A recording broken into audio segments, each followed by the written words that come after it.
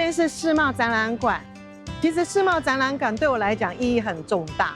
怎么说呢？其实我从一开始的时候，我不是学农业的，那从一个本来是一个护理师，那后来转职到农业的时候呢，它是我第一个很大型的一个展览的位置点。那也透过这个展览的关系，我认识到很多的贵人，然后这样一路把我给带到现在这样子，所以他对我的感觉是非常的强烈的。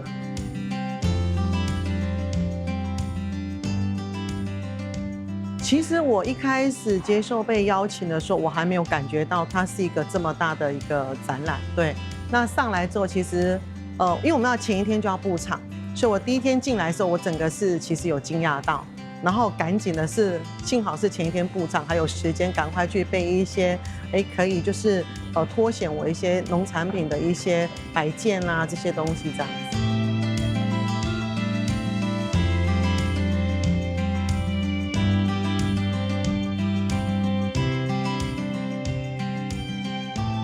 他其实是像，这位有点微秃头的，这是我先生，对。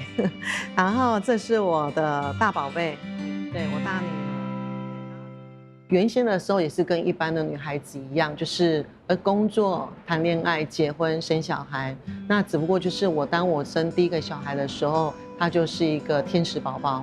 那时候也是在于保姆流动率高，我自己评估之下也觉得说，我想自己亲自陪伴他的关系，我就选择回归到家庭。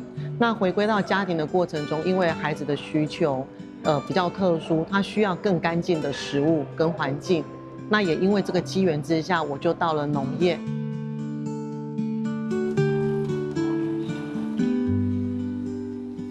慧玲，这是什么啊？这是我家的水果。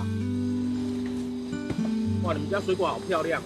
谢谢，都是有机的哦。有机居然可以这么漂亮哦！其实有机的水果，大家都会觉得它们长得一定是小小的、丑丑的，但是其实不是。你只要是用对了方法的话，它其实还是可以长得不错，只是差别在它的产量的确会比较少一点，然后工也会来的比较多这样子。其实就像我提到的嘛。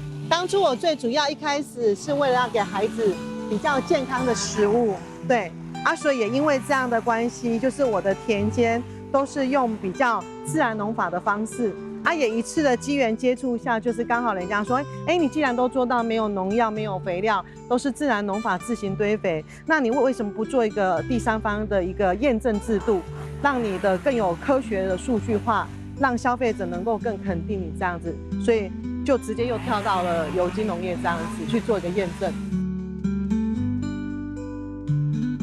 其实食农这一条路我有一种领悟，那就是不要走大路，是要走自己的路。那也许它会绕得远一点，但是我知道这一切都是值得的。